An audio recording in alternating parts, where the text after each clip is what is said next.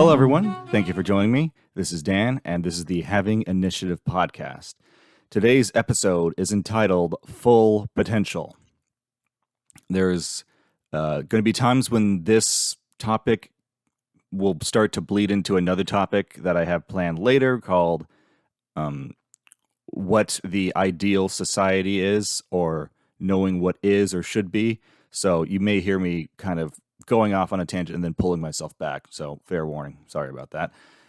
And starting this one off, Full Potential, there's a lot of debate about public policy and what we should be doing as a society or how we should mold it, or arguments for morality that are based on we observe that people aren't reaching their full potential, or we recognize that some people are excelling and others aren't, so the ones that aren't excelling must not be up to their full potential.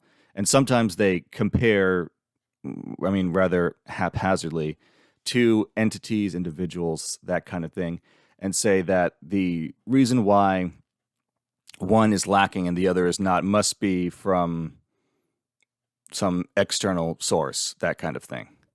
And what they argue with politics or society or morality is that I know what we need to do to level everyone out, or get everyone to reach their full potential. And there's been a lot of arguments as to what full potential is or should be. And so I'm going to start off with two stories that hopefully set the tone for what this episode is going to be about.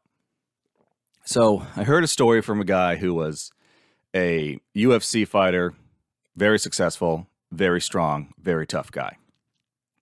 And he had, I think, several kids, but one of them, his daughter, at one point in her education, I think it was 5th grade, going into 6th grade, and I don't remember exactly, so this is my hypothetical recounting of the story. So in 5th grade, his daughter was not doing great in math.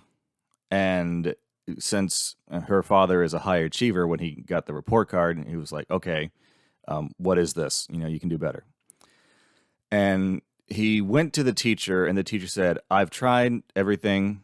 Your daughter is just not an A student at math. We maybe recommend remedial math or that kind of thing. Now, this guy, UFC fighter, isn't going to take that. He's like, no, that's complete BS. So then next year at the start, 6th grade teacher, he goes to like an open house or a parent-teacher conference and says with the teacher, look, she was getting C in math previous year, and I know she can get an A, or I know she can do better. Can you work with us and let's see what we can do? And teacher said, okay, we'll see what we can do. So during the course of that year, they worked hard, and his daughter got an A in 6th grade math. And generally speaking, 6th grade math is supposed to be harder than 5th grade. So he went back with the report card of that A to the teacher, the 5th grade teacher, and I don't know if it was how this happened. Maybe it was at another open house or something. But he showed that teacher his daughter's A and said, don't ever limit what my daughter can do. So that's one story. The next one I want to talk about is the same guy, and I believe with the same daughter. So this is later on. It was in high school, and he was talking about fortitude and how we're being a little too soft on kids these days. He told a story about how his daughter one day, or he noticed that she had developed a nervous twitch. I think it was with her eye. And he was brought into a parent-teacher conference, and the teacher said that your daughter has a lot of anxiety. I recommend putting her on some kind of antidepressant or anti-anxiety medication. And he's very health conscious, particularly with mental health, and there's a huge debate on medication. But he said, nope, not doing that. Don't ever recommend, you're a teacher, not a medical professional. Don't ever recommend that to my daughter again. And so he pulled his daughter aside and said, let's talk. What's going on? And there was like, to put a little context, he's a UFC fighter, or was a UFC fighter, very high performance, demands a lot of himself, and he demanded that of his daughter. And she was on the swim team, and her teacher there or coach was a former Navy SEAL, and he was not very sensitive to the emotions of the others. And like with math that I talked about earlier, this man demanded a lot of his daughter with grades. And so she recounted all of this and said, do you know how hard it is to be your daughter? And that's where he told her, look, honey, I just want you to do your best. Now, if you're doing your best, trying your hardest, putting forth the effort, I don't care if you get last at that swim meet. I don't care if you get a C. Well, that notion, him caring about getting a C, there might be nuance to that. But she felt the need to be perfect, and he was just trying to instill in her, don't settle for comfort, don't give up too easily. Now, the reason why I told these two stories is because they're both about potential, and they're kind of the two ends of the coin that I wanted to talk about. One, which is that you were told this is the best you can do, and this girl applied herself and worked with the teacher or father and did better than she had been told that she could do. And then in the other story, she was told, it's not perfection that I'm seeking. It's your, I guess, full potential in a way. I've seen lots of arguments about both of these ideas and pushing for one. And if someone arguing, this is truly the best you can do, or no, you're just saying this is the best you can do better. And so when it comes to full potential, in certain domains, there's metrics, or I guess something that can be, shown. This is the ideal that humans can reach, or this is the threshold for being successful, or being the best, or being your best. But there are some things that are basically, there is no defined limit or goal. Carli Lloyd, U.S. soccer player, just retired last year, and she was listening to someone who said, with sports, what's the upper limit? Because she's very big on, improving and doing your best and getting better. But what's the point, the highest point that you can go to? Now, get as fast as you can, get as good as you can, that kind of thing. Because we're human, we're not super beings. There's not an infinite improvement that we can do. And winning games, yes, we can win everything, but when's the point of, because if you're trying to work towards something, what is that thing? What is that finish point, kind of? And then I heard this was with a bunch of actors who were being interviewed. They all described themselves as perfectionists. And one of them recounted a story about how one of his teachers, I think, said, okay, you call yourself a perfectionist. Have you ever been perfect in one of these things, one of these performances? And the actor was, no, that's not true. And that's not, no, I haven't. And the teacher or the other person said, okay, so you're not a perfectionist. You're just insecure. And so a lot of times what is being passed off as wanting to do better or be the best was just a lack of faith or lack of confidence. So that all is kind of some of what I'm going to get into today. So the main chapters for this episode are comparing ourselves to others, excuses, knowing the line in between excuses and reality, and then briefly we're going to talk about exercise.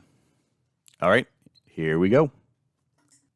So, comparing ourselves to others.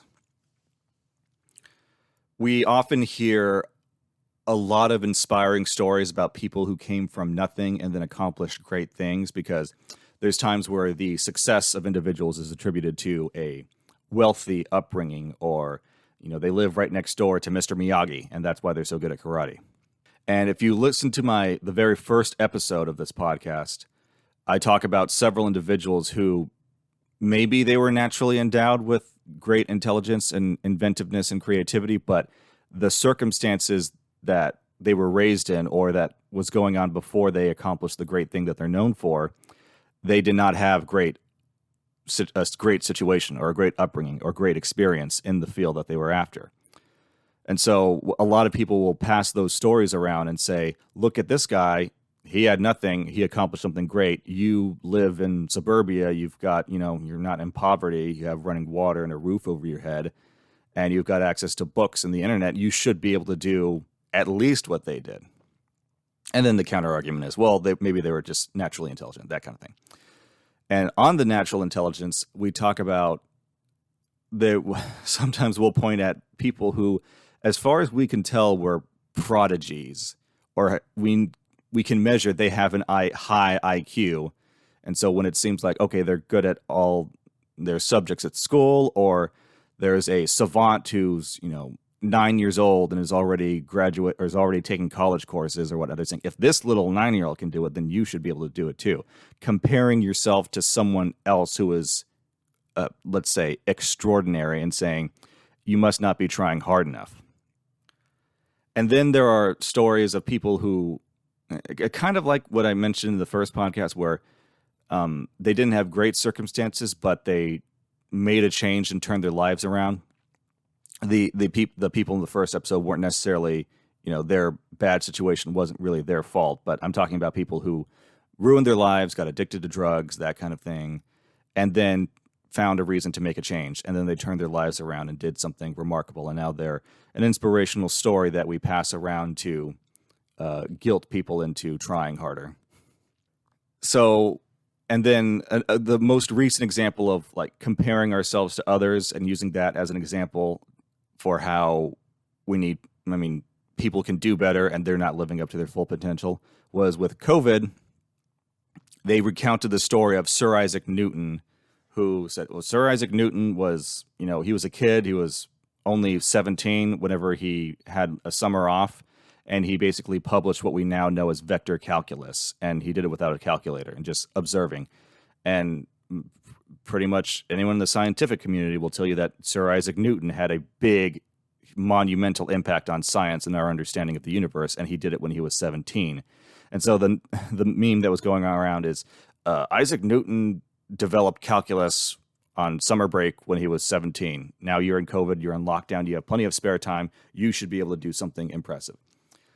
So with these various things that I've been talking about with comparing ourselves to others, most of them have been about a ridiculous standard that we compare ourselves to. But that's the question. What were these standards ridiculous? Because these were all people. And that was the point of the comparison, is that these people are just human. They had not great circumstances and they made something extraordinary happen. Therefore, you should be able to do that too.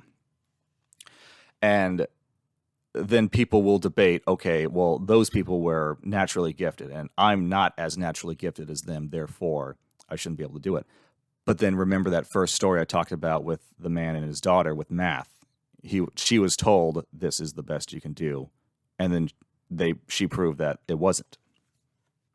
Now, it sounds like I'm refuting the notion about comparing ourselves to others, particularly extraordinary individuals. But some of those extraordinary individuals, maybe they have a high IQ, but sometimes they excel in one area and are awful in various others.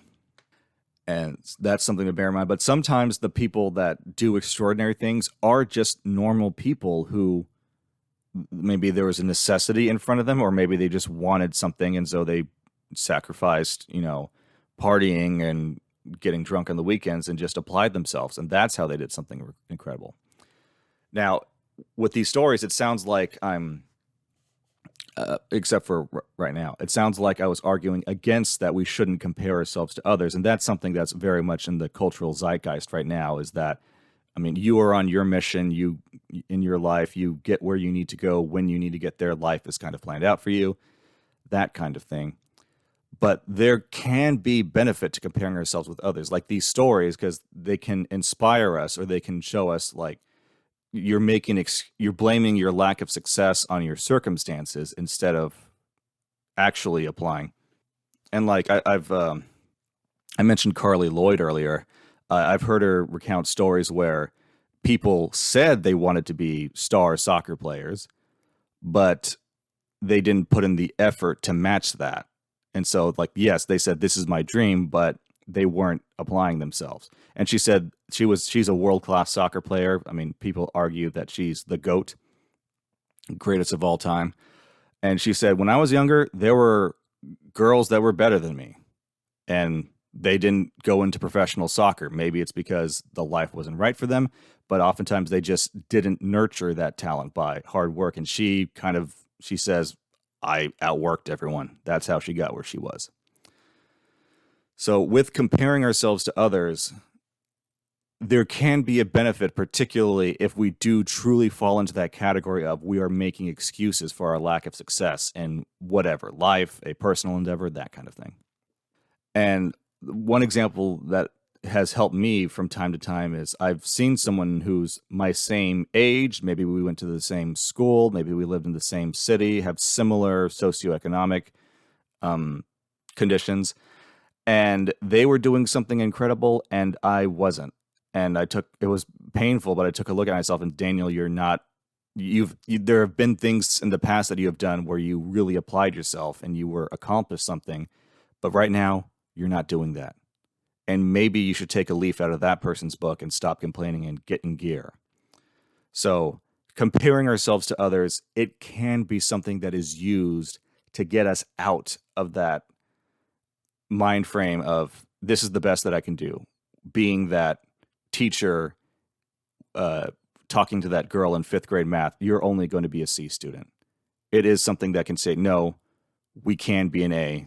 You just have to get in gear and start applying yourselves and stop making excuses.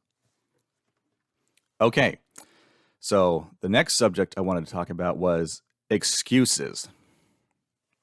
Now, there's times where we have been applying ourselves and we've seen improvement and then we just stop improving. And one of the excuses that were given is, well, I've been trying my hardest and I have reached my potential and I keep trying harder and I don't get any further than that. And this is where we're at. So the excuse there is this is the full potential, but maybe the answer is you've been trying hard, but have you been trying smart? Work harder, not smarter. A lot of people that I've seen who give up or saying this is the best that I can do.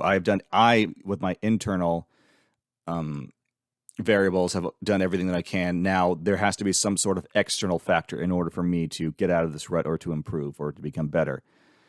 And oftentimes when I look at them, it says, yes, you've worked hard, but you haven't worked smart. You need to work smarter and then you'll get out of there. So maybe what their efforts of working hard were basically a dead end. They weren't doing what was right to get better.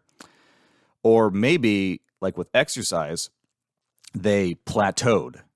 They weren't doing the right, I guess, exercises to keep improving. They're building their muscle mass, increasing their strength, or getting faster.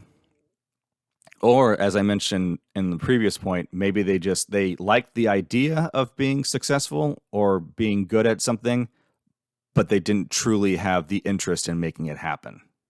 Something to bear in mind. And then another excuse that I hear is there was an adult who became pretty successful actor who said, if I was in school and I wasn't good at math in school and it was never really presented to me in the right way. Now, if I had a teacher who could get that enthusiasm out of me, like the fictional character or the character I'm playing, then maybe I could have been good at math. Maybe I would have been a doctor, but no, instead I became a millionaire actor. Sorry. Yeah, that was mean. Sorry. But that's something that is used a lot is if I didn't have someone who was knowledgeable. And to be fair, there are times where that is totally true. Again, if you grew up next to Mr. Miyagi,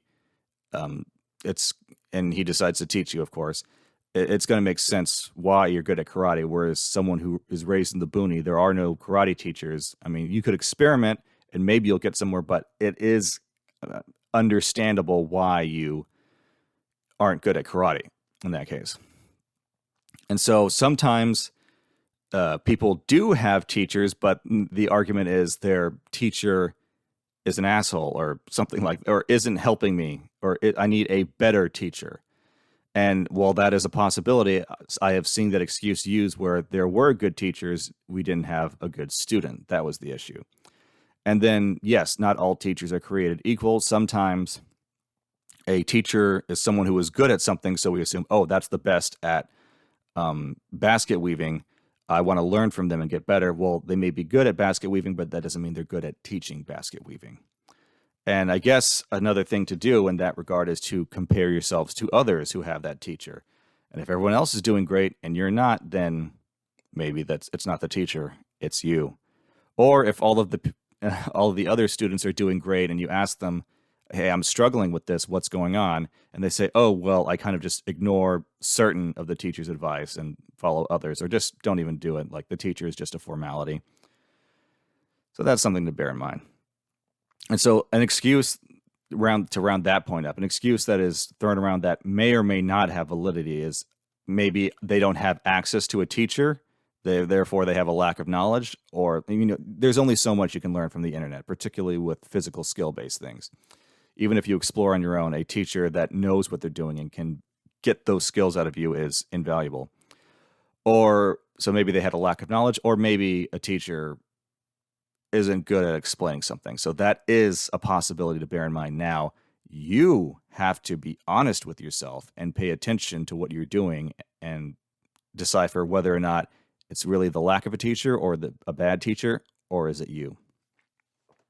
And now, another excuse that we hear is, I'm just not good at such and such. And this is the hardest excuse to debunk because we've all been there. And oftentimes saying I'm not good at X just means I don't like X or whatever activity. And therefore that's why I'm not doing good at it. Like we've, in school, it's like I like math, I like science, I hate English. I don't want to memorize the definition of Bildungsroman or synecdoche. What does this have? When am I going to use that in school? Whereas I like science and I want to be a scientist. I'll learn anything in there. So that is the, as I said, the trickiest one to decide, is it an excuse or not? Because as I mentioned with the savant, sometimes there are people who are a savant at mathematics or something in that vein, and they are awful at everything else. Bobby Fischer was widely, and still widely is, referred to as one of the best chess players ever. And the guy was, in his personal life, was kind of crazy, or at least if you listen to him, most people would say he is. And his argument was, okay, if he said something outlandish that he didn't have proof for, he would say, okay, can you beat me at chess? And I'm like, no. Well, chess uses intellect, so that means I'm smarter than you, so your argument is invalid. And so he was good at chess, but he used that to justify every bad or lack of knowledge assertion that he made. But sometimes, yeah, there is the argument that it's not that we have some sort of block within us that prevents us from learning that. It's just that we don't like that subject at all, and even trying to learn it just makes us upset. And so trying to push through that doesn't work the way that pushing through something else would. That is a tough decision to make, because this goes back to the very first story with the math student.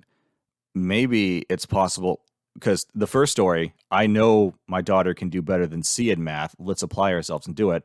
And then the second story, I don't care if you get last place in the swim meet. I just want you to try your hardest. And with that swim meet, it wasn't a swim meet per se, but the conversation was about how if kids, well, this was before COVID, if kids are, they feel a little sick or not so great, it's like the dad was, unless you are running a fever and you can barely walk, you're going to school. You are going to tough through it, and you're still going to go to swim practice unless, you have like a serious, he had a higher threshold for what was allowed to miss school or miss swimming for, and that was part of the pressure.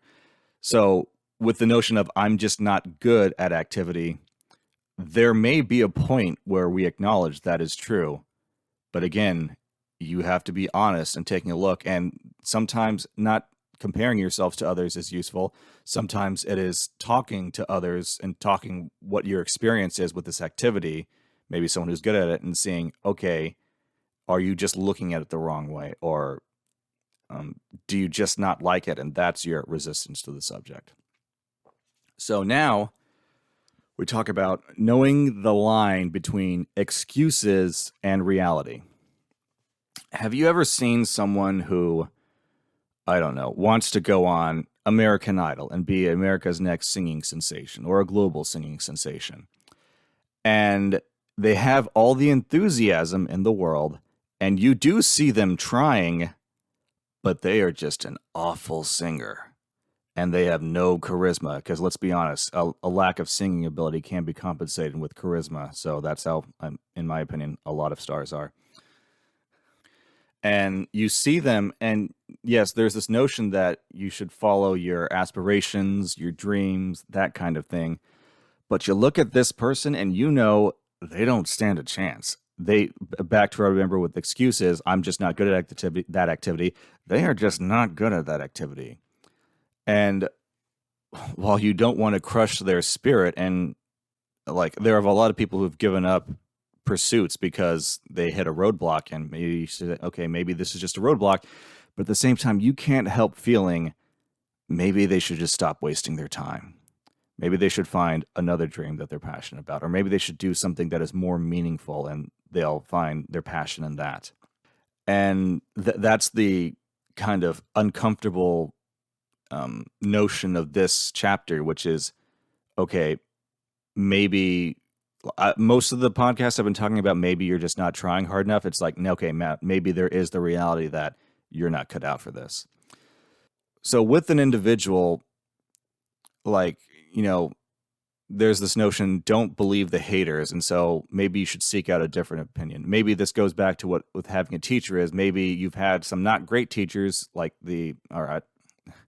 kind of going back to the fifth grade math. Maybe a teacher has said, doesn't want to work with you or can't get the best out of you and says, this is the best you can do. Maybe you just need a second opinion.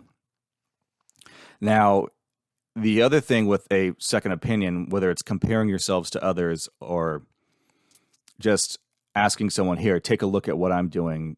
What do you see? What do you see that I'm doing wrong? There's this notion going around the world that nobody knows you better than yourself. And there's some truth to that, because we know our motivations. Other people have to see our actions and infer what they are after the fact. And so it's tricky, to say the least, that there are times when you know yourself better than that, you better than anyone else who knows you better than you know yourself. But at the same time, like that singer that we know doesn't stand a chance, other people can see you in a way that you can't see yourself. Like, first of all, you may not be being honest with yourself. That's a problem. And then other people can see the full extent of the results of your actions. So getting a second opinion with others, yeah, that's important. And again, it's something that needs nuance. But you have to be honest with yourself. And so if there's something where, you need to get your math score up, well, I'm just not good at math. Are you being honest with yourself about how hard you're trying? Are you being lazy? Are you afraid of trying and failing? Those are things that you have to bear in mind when you talk about knowing the difference between an excuse and the reality of the situation. And so I mentioned before comparing ourselves to others, and oftentimes they were people who have been dead for a couple centuries, or people that are alive but we've never met. Sometimes, and I mentioned, I will take a look at people that I went to school with, and see that they're doing something incredible, and took a look. Like when I talk about excuses, it's like, okay, we're the same age, so all of the more or less all of the technology that has been developed at the various times we we're at the same point with. We went to the same school, so it's not, I can't use that as an example. And regardless of however much money our families had, we were in the same classes. There was no money barrier to get in. And I took a look at my history, and my parents very much pushed education. So sometimes comparing yourselves to others that is useful because you can see behind the curtain and you can compare what you're doing to what they were doing. And hopefully, if you know them and you're on good terms with them, you can just ask for help and they might be able to give you an opinion that casts light on what's going on. And there's this notion of believing in yourself and you will succeed. Well, a lot of people who are delusional believe in themselves and they don't succeed. So that is a notion that I struggle with, like, at least whenever I'm not given much information. If I look at the particulars of a situation, I can typically draw a better conclusion. But on my own, yeah, it's not always like, because there's a meme going around the internet that shows on the top half a guy who was digging a tunnel, and he's cleared a path, and then you see him turning back and walking towards the way that he came, upset. He gave up. But you see that if he had dug just a little bit more, he would have reached a diamond. And then down below him, it shows another person digging a hole, and he made it all the way to the diamond. And so the metaphor there is, a lot of people who gave up just needed a little bit more, to do a little more, go a little further, stay in the game a little longer. And so, like Carli Lloyd, I mentioned, her whole career had a lot of doubters who were saying Carli Lloyd, she made it to the national team, but that's all we can expect from her.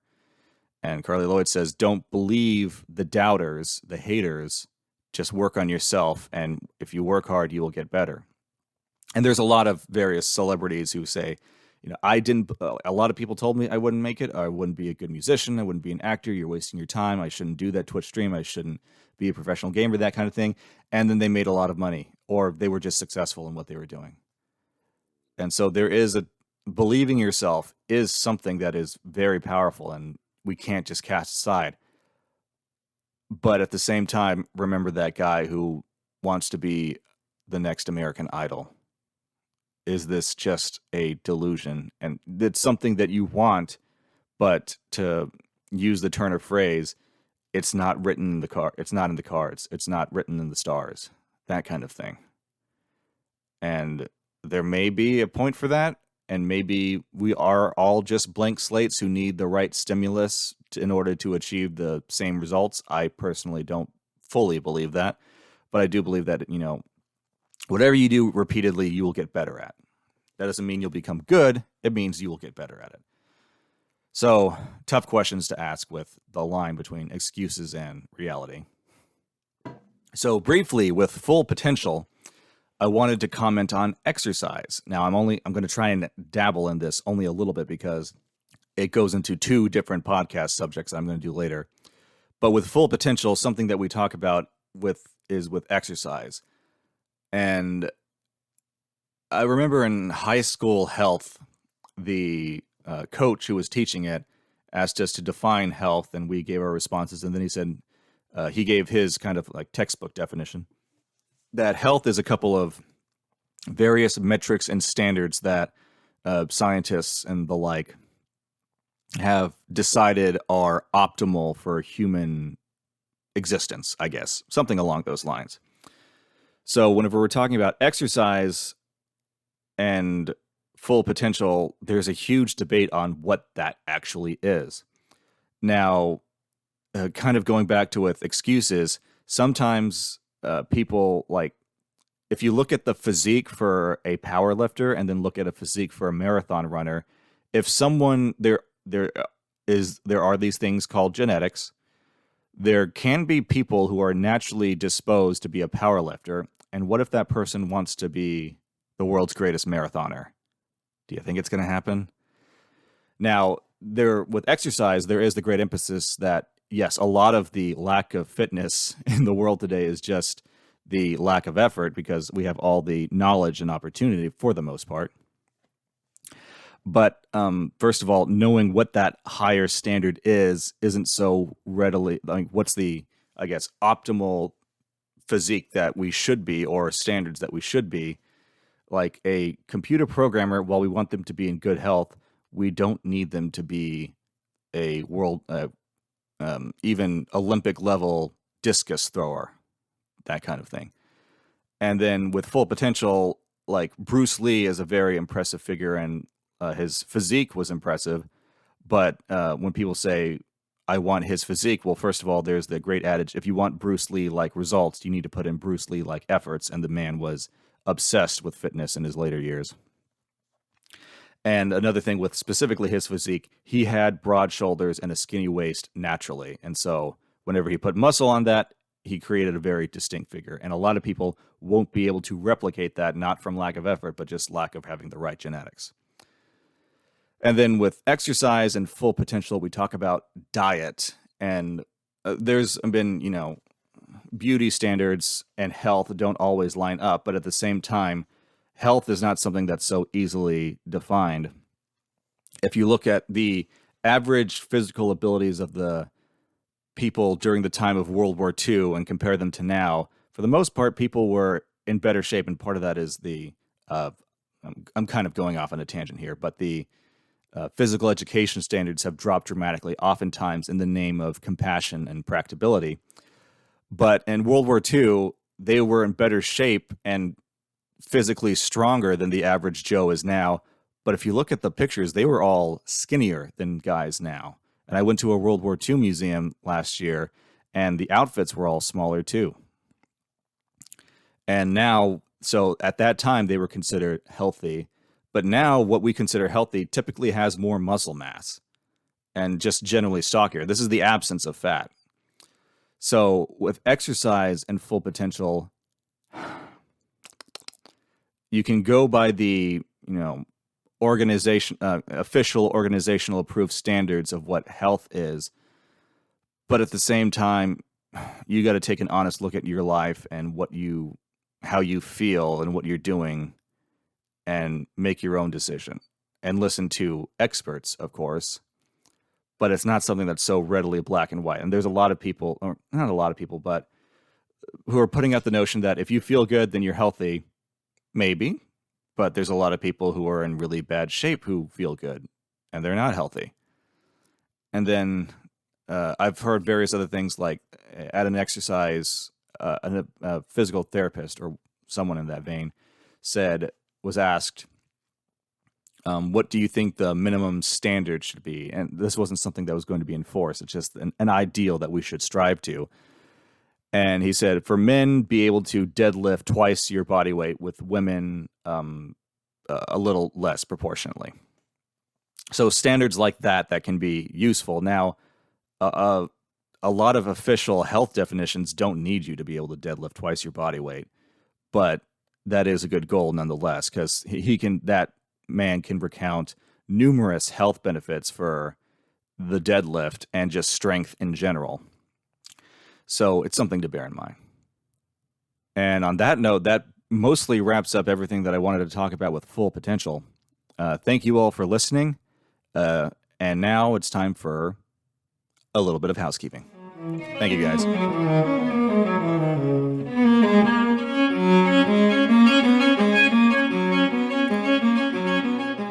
Hey, everybody. Thanks for listening.